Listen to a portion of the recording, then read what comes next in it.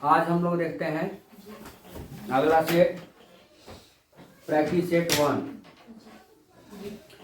151 number. देखिए क्या कह रहा है, 2301 से बनी बड़ी से बड़ी और छोटी से छोटी संख्या का योग।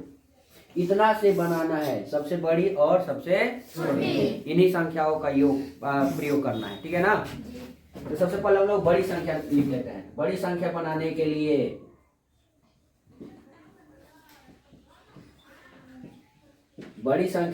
के लिए हम लोग क्या करते हैं, तो इन संख्याओं को घटते हुए क्रम में लिखते हैं, ठीक है ना। जो भी अंक यहाँ पे दिया हुआ है इनको घटते हुए क्रम में लिखेंगे।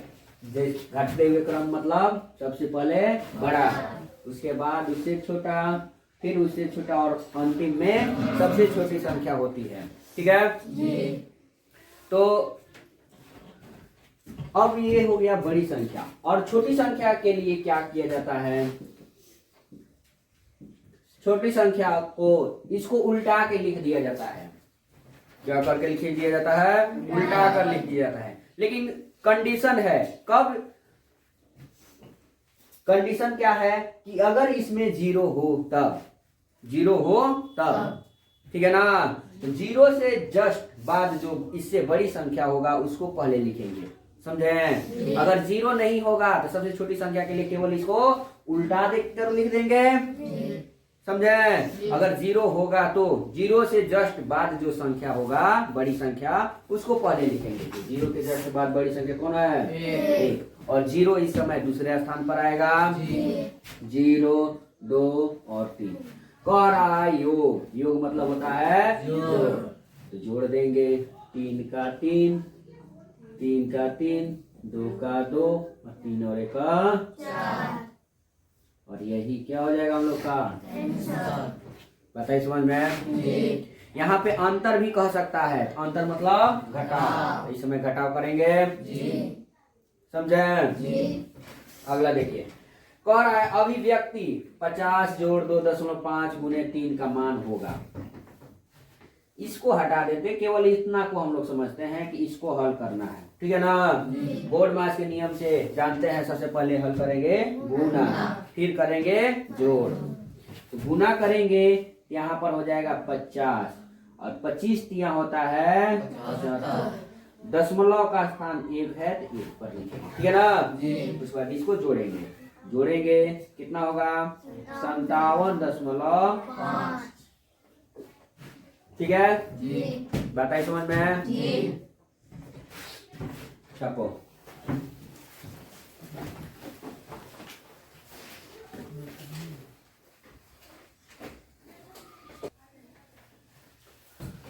एक 153 नंबर सवाल देखते हैं हम लोग, ठीक है। कह रहा है यदि 9.305 गुना 25 बराबर 232.625 हो तो, कह रहा है 0.09305 गुना 0.025 का मान क्या होगा, ठीक है ना। इसका मान बताना है, ठीक है। दशमलव को अगर नजरअंदाज करें और जीरो के इस नजरअंदाज करें, ठीक है। तो देखिए, तो यहाँ पे 9305 है, इधर 25 है, इधर 25 है कि नहीं है। दोनों में डिजिट जो है समान है, तो गुना भी करेंगे तो समान होगा। गुना करेंगे तो होगा कितना, 232.625 होगा कि नहीं होगा। अब देखिए दशमलव जो है कितना अंक पर है, तो इधर है 5 अंक पर है और इधर 3 अंक पर है, टोटल 8 अंक पर है। तो 8 अंक इधर से गिन कर लगा देंगे, 1 2 3 4 5 6, नहीं है तो अपने तरफ से 0 7 1 और 8। बात को समझे।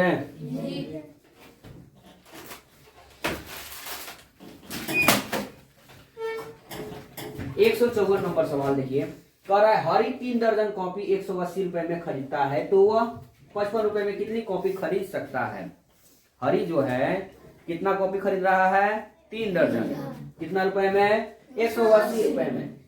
तो कह रहा है कि कितनी कॉपी खरीद सकता है। तो पहले हमको पता होना चाहिए 3 दर्जन बराबर कितना कॉपी होता है, ठीक है ना। तो 1 दर्जन में एक दर्जन में वस्तुओं की संख्या जो होती है 12। यहाँ पर 3 दर्जन है तो 3 दर्जन में कितना हो जाएगा? 12 से गुना कर देंगे, 12 गुने 36 को वस्तु हो गया। तो 36 को कॉपी खरीदा है 180 रुपया में, ठीक है ना? 36 को कॉपी खरीदा है 180 रुपया में। एक कॉपी कितना रुपया में खरीदेगा? ऐसे कर लेंगे। तो देखिए ध्यान से देखिए, यहाँ पर कॉपी वाला लिखा हुआ है, कॉपी का संख्या निकालना है तो इसको बराबर के दूसरे साइड रखेंगे, ठीक है ना? और मूल्य को पहले रखेंगे, समझे? तो उल्टा कर लिखेंगे, ठीक है ना? तो 180 रुपए में कितना कॉपी? 36 कॉपी खरीदता है। नहीं लिखे हैं खरीदता वाला तो समझ जाइएगा। तो बताइए 55 रुपए में कितना खरीदेगा? तो 36 बट्टा 180 गुना 55, ठीक है? 9 से काट देते हैं 4 बार में, 9 से काट देते हैं 20 बार में, 4 से काट देते हैं 5 बार में, और ये 11 बार में। कितना कॉपी खरीदेगा? 11 कॉपी क्या करेगा? खरीदेगा। 55 रुपए में कितना कॉपी? 11। ध्यान देना है, जिसका मान पूछता है उसको बराबर के दूसरे साइड रखते हैं, ठीक है ना? चाहे वो पहले दे या बाद में दे, बताइए समझ में? पहले दे या बाद में दे, जिसका मान पूछेगा उसको बराबर के दूसरे साइड रखेंगे, ठीक है? छापिए।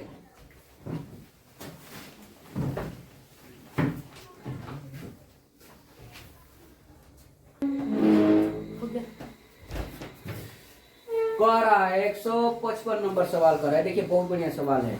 हर परीक्षा में, नवोदय, सैनिक, मिलिट्री से मतलब जो भी परीक्षा है, इंट्रेंस एग्जाम वाला, उस परीक्षा में पूछता है कि 4 अंकों की बड़ी से बड़ी संख्या ज्ञात करें कि वह संख्या 12, 15, 20 और 35 से पूर्ण रूप से क्या हो? विभाजित हो। विभाजित हो। तो इस स्थिति में हम लोग क्या करते हैं? तो दी गई जो संख्या है इतना से विभाजित होने की बात कर रहा है ना, इनका हम लोग लॉस निकाल लेते हैं। 12, 15, 20 और 35 का क्या कर निकालेंगे पहले? तो 12, 15, 35 का 20 और 35 का लॉस निकालते हैं।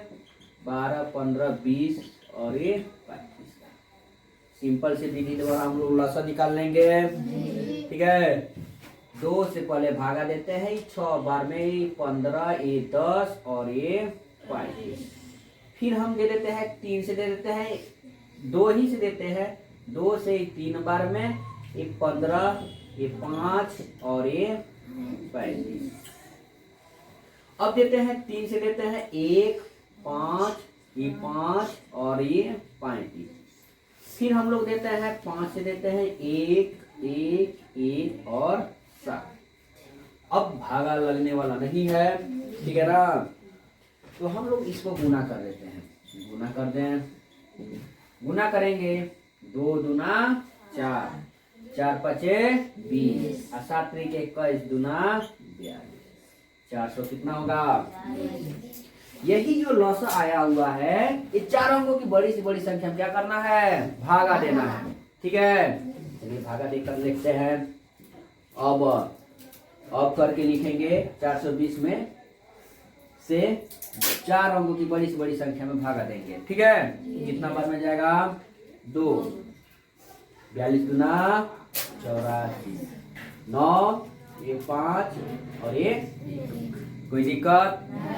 यहाँ पे 9 आएगा। अब कितना बार में जाएगा? 3 बार में जाएगा, ठीक है? 3 0 0, 3 दूना 6 और 4 3 9 और ये 3 और ये 3। अगर ये वाला नहीं रहता तो पूरी विभाजित हो जाता। तो कह रहा है कि बड़ी से बड़ी संख्या ज्ञात करें जो पूर्ण रूप से विभाजित हो, तो इसको हम लोग घटा देंगे। नहीं रहता है तो इसका मतलब घटा दे। आंसर क्या हो जाएगा? तो 4 अंकों की बड़ी से बड़ी संख्या में 339 को क्या किया जाएगा? घटाएंगे तो 0, ये 6 और ये 9, क्या हो जाएगा? बताइए समझ में? कोई दिक्कत? कहता कि चार कौन सी संख्या घटाई जाए कि वह पूर्ण रूप से विभाजित हो, ये वाला हो जाएगा आंसर। संख्या ज्ञात करने के लिए कहेगा तो घटा कर लाएंगे आंसर, समझे। बाद में कब कहता है शेषफल भी आ जाता है, तो शेषफल वाला जब प्रश्न में आएगा तब हम लोग उससे सीखेंगे, ठीक है।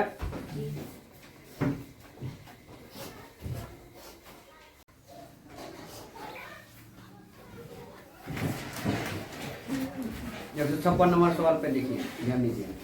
कहा क्या रहा है, अभिव्यक्ति मीन के जोड़ घटाव कर देना है, ठीक है। आसान तरीका बताते हैं कैसे करना है।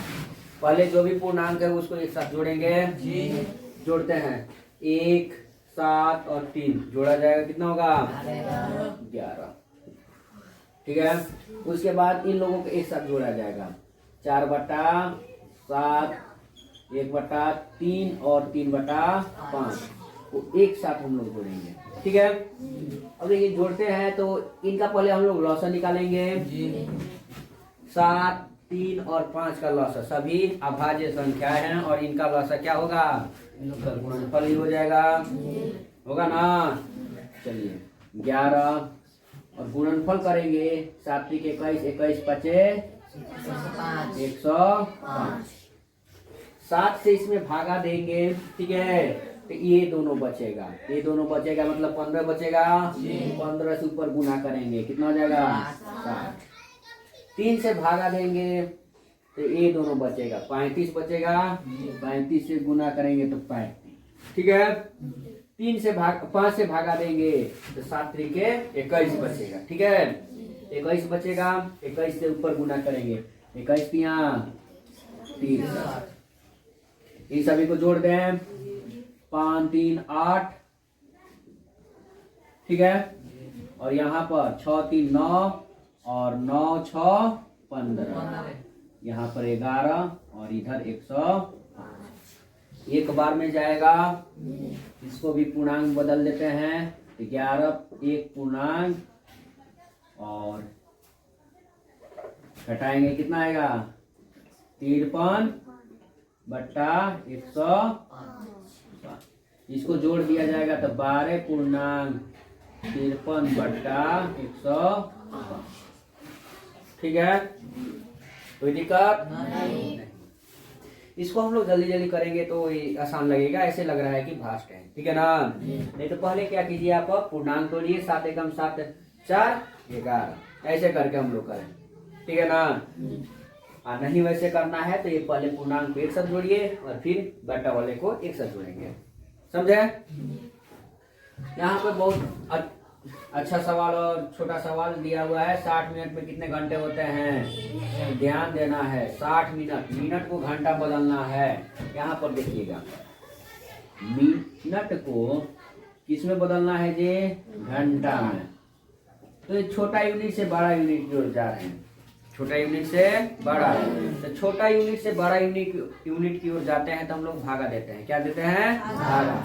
कितना से भागा देंगे तो 60 से भागा देंगे, कितना से भागा देंगे 60 से भागा देंगे। वही अगर मिनट से कहाँ जाएंगे, सेकेंड की ओर जाएंगे, तो छोटा से बड़ा की ओर जा रहे हैं तो इस समय गुना करेंगे, ले बड़ा से छोटा की ओर जाएंगे गुना करेंगे, ठीक है। सेम प्रोसेस ऐसे ही होता है, इधर की ओर घंटा से मिनट की ओर आएंगे तो उल्टा देंगे, तो भागा उल्टा गुना। सेकेंड से मिनट की ओर आएंगे तो इसको भागा बदल देंगे, ठीक है ना। यहाँ पर भागा में करेंगे, कितना हो जाएगा कोई ही बता सकता है। आगे देखिए 158 नंबर कह रहे हैं, यदि एक आयत की एक भुजा 3 सेंटीमीटर और दूसरी भुजा 4 सेंटीमीटर हो तो आयत का परिमाप, आयत का परिमाप का फॉर्मूला होता है क्या, होता है 2 × लंबाई प्लस ये सब रहेगा सेंटीमीटर में। 4, 3, 7 गुना 14 सेंटीमीटर। कोई दिक्कत तो नोट कीजिए।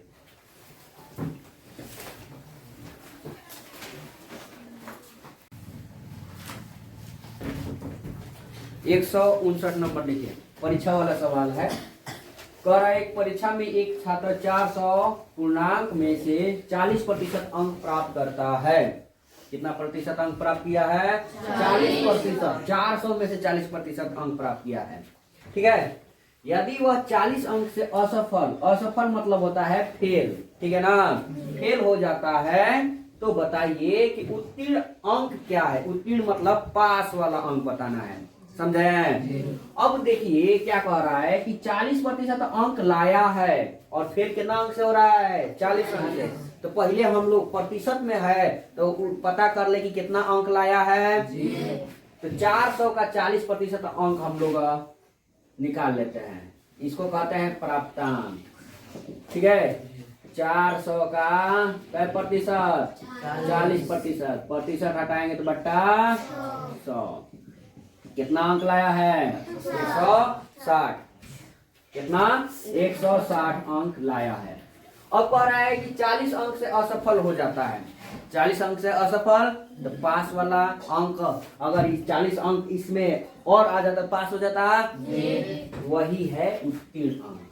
और मतलब जोड़ देंगे, कल ही बताए थे, तो 160 और 40 अंक से फेल हो रहा है तो 40 अंक जोड़ रहे हैं तो पास हो जाएगा। बताइए कितना होगा? 200।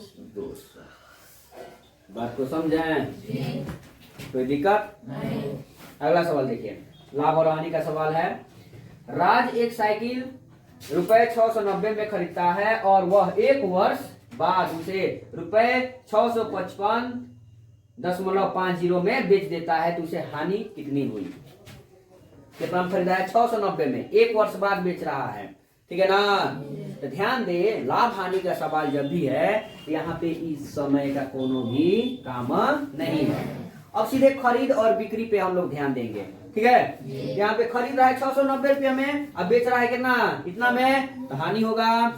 और हानि का फॉर्मूला होता है, हानि कब होगा? जब ज्यादा में खरीद कर कम में बेचेगा, ठीक है ना। तो ज्यादा में खरीदा है 690 माइनस 655.50, घटाएंगे तो 0.50, ठीक है। यहाँ से 9 से 5 4 और ये 8 से 5 3 और ये कट जाएगा, कै रुपया होगा? 34 रुपया 50 पैसा। बात को समझे? ध्यान देना है, इस समय का कोई भी खेल नहीं है, ठीक है ना। जब लाभ हानि कह रहा है तो लाभ हानि सीधे पता होना चाहिए कि वो ज्यादा में बेच रहा है कि कम में बेच रहा है, कम में खरीद रहा है कि ज्यादा में खरीद रहा है, ठीक है। इसी पर लाभ हानि का खेल होता है, इस समय का कोई भी खेल नहीं है। हाँ, वही कहता है कि अगर साधारण ब्याज के दर से वो बढ़ते जा रहा है घटते जा रहा है तो वहां पे समय का खेल होता है, समझे ना। तो इसको नोट कीजिए।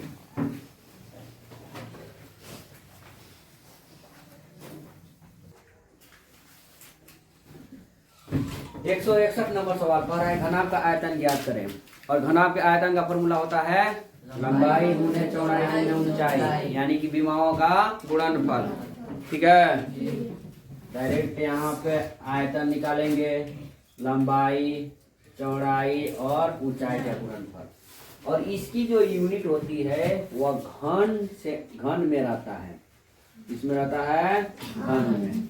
यहाँ पे पावर 3 करेंगे, गुना करेंगे 12 8 96 960 घन सेंटीमीटर, ठीक है ना।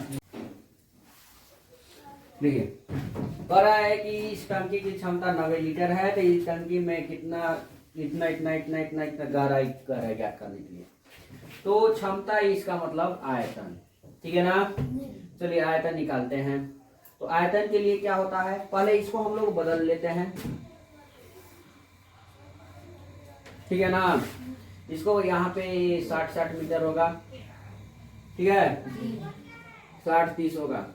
तो ध्यान दे कि अगर लीटर को मीटर में बदलते हैं तो ध्यान रखना है कि 1000 घन मीटर बराबर 1 लीटर होता है, ठीक है। 1000 घन मीटर बराबर 1 लीटर होता है, ठीक है। तो यहाँ पे 90 लीटर है, तो 90 को हम लोग बदलेंगे तो 1000 से गुना करेंगे, 1000 से गुना करेंगे तो 90,000 क्या होगा? घन मीटर, ठीक है, घन मीटर। ये हो गया पूरा टोटल आयतन हो गया। ठीक है, अब यहाँ पे इसको हम लोग बराबर करते हैं 60 गुने 30 और गहराई को मान लेते हैं x। ये होगा 90,000। x का मान क्या करते हैं तो 90,000 और 60 गुने 30, 2 जीरो 2 जीरो। ठीक है, 3 से 300 बार में या 6 से 50 बार में, ये होगा कितना 50 मीटर। बात को समझे? ठीक है, सॉल्व चेक कर लीजिएगा। एक रेलगाड़ी 40 किलोमीटर प्रति घंटा की चाल से चल रही है। चाल दे चुका है, कह रहा है कि 1600 किलोमीटर की दूरी तय करने में कितना समय लगेगा। चाल दिया हुआ है, दूरी दिया हुआ है, तो समय का फॉर्मूला होता है दूरी बटा 1600 बटा 40 घंटा। ठीक है, उतारिए। 7 रहेगा। कहाँ पर 700 रहेगा? 7 रहेगा। कहाँ? 500 से जब 5 से काटे 300 में